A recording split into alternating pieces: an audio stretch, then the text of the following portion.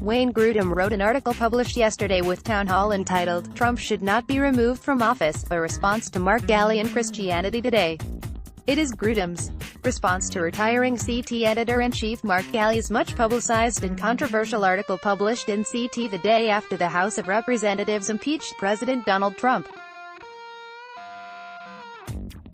Dr. Wayne Grudem is Distinguished Research Professor of Theology and Biblical Studies at Phoenix Seminary in Arizona.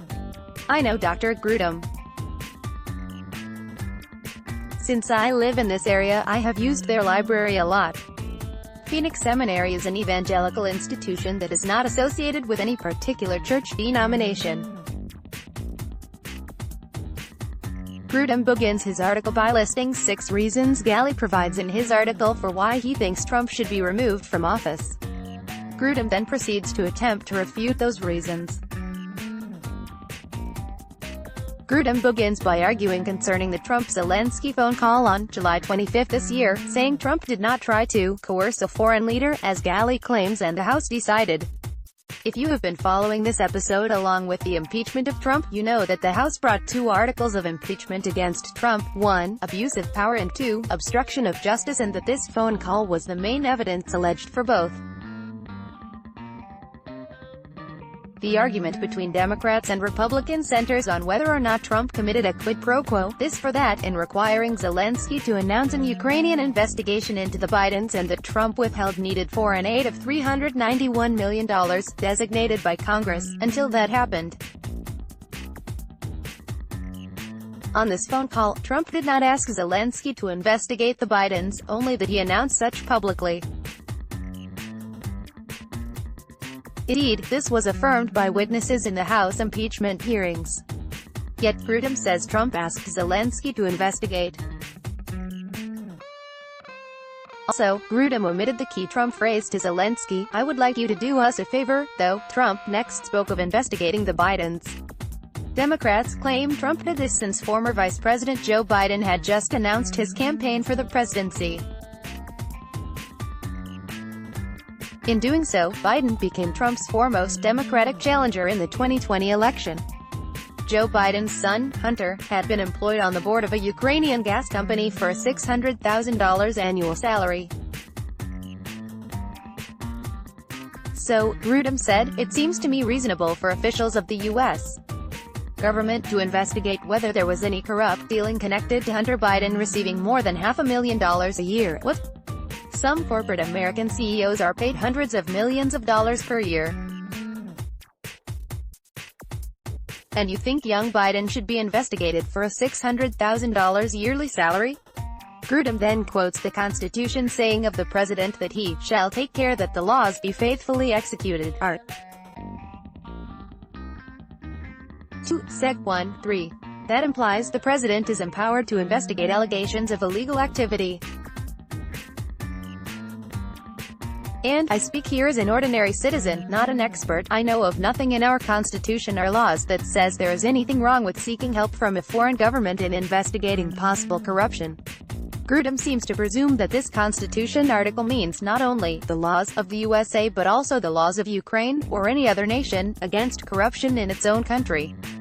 I beg to differ. This is not the same thing as requiring Ukraine to clean up its corruption in order the U.S. to continue its aid, which Joe Biden did, and it did not benefit him politically at home. Rather, President Obama sent him to deliver this message, and it had been agreed to by our U.S. allies.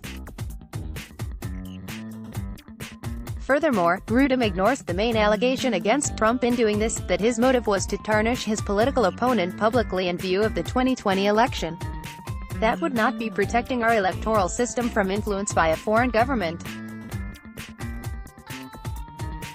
Thus, Trump's request from Zelensky could be bribery, or other high crimes and misdemeanors.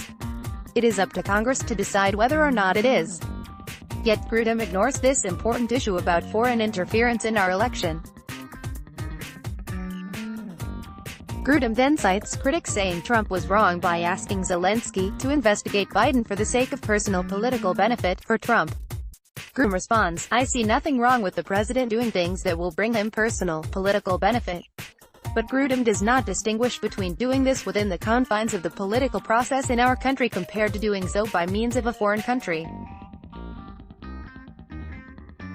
In fact, the reason Special Counsel Robert Mueller conducted his nearly 2-year investigation, and issued his 448-page report about it, was that there was plenty of evidence suggesting that there may have been collusion during the 2016 presidential campaign for the presidency between Trump and his aides with Russian government operatives. Although Mueller concluded in his report that they could not find any certain wrongdoing, he nevertheless stated that they could not exonerate Trump.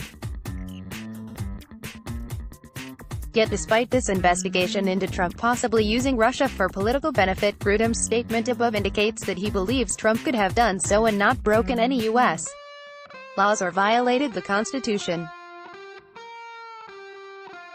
Since Grudem seems to be a Republican, I doubt he would have so concluded if we were talking about a Democrat.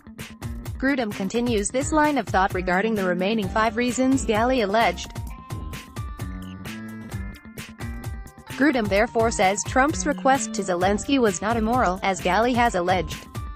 2 days after the Access Hollywood video was released, in which Trump spoke of his sexual harassment of women, using vulgarity, Grudem penned an article in Townhall in which he denounced, calling for him to withdraw from the campaign. Yet Grudem says he voted for Trump anyway. Grudem's article is lengthy, so I will not bore you with more about this. Most of its remainder is about Trump's alleged immoral character with especially women and lying. Grudem concludes this article by saying, "I'll vote again for Trump. I think Galli is more on the side of truth about all of this than Grudem is." It does show, as I blogged the last time on this subject, that evangelicals are quite divided about this, and this disagreement is finding its way into the media. Let's block ads. Why?